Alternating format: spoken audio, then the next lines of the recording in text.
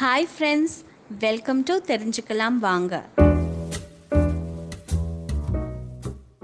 போன வீடியோவில் குரட்டை எதனால் ஏற்படுதுன்றதை பற்றி பார்த்தோம்.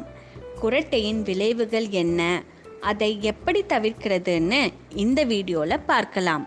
போன வீடியோவை மிஸ் பண்ணவங்க மறக்காமல் டெஸ்கிரிப்ஷன் பாக்ஸை செக் பண்ணுங்க. வாங்க வீடியோக்குள்ளே போகலாம். குரட்டை சாதாரணமானது தான், ஆனால் அதில் ஆபத்தும் இருக்குதுங்க.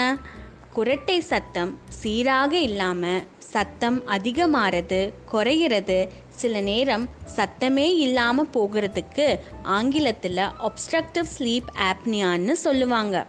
அப்போது மூச்சுக்குழாயில் முற்றிலுமாக அடைப்பு உண்டாகி ஒட்டுமொத்த சுவாசமும் நின்றுடும்.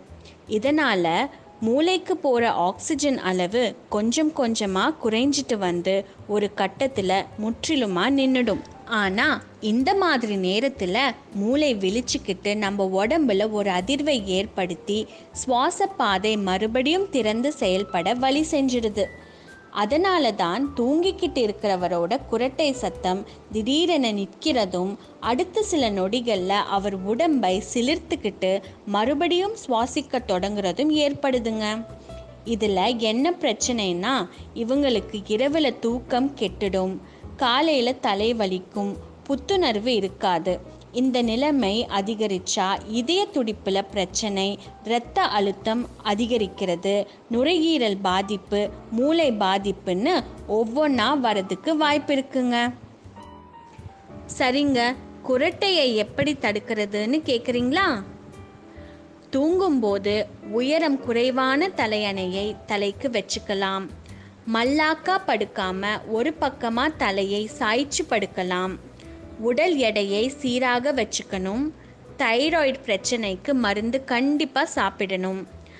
புகைப்பிடிக்கும் பழக்கத்தையும் மது பழக்கத்தையும் கண்டிப்பாக நிறுத்தணும். தேவையில்லாமல் தூக்க மாத்திரை எடுத்துக்கவே கூடாது. இதையெல்லாம் தவறாமல் கடைப்பிடிச்சா குரட்டையும் வராது, மற்றவங்களுக்கு இம்சையும் இருக்காது. எனவே குரட்டையை தவிர்ப்போம், ஆரோக்கியமாக வாழ்வோம். ஓகே ஃப்ரெண்ட்ஸ், இதை விட சுவாரஸ்யமான தகவலோட அடுத்த வீடியோவில் பார்க்கலாம். Stay home, stay safe.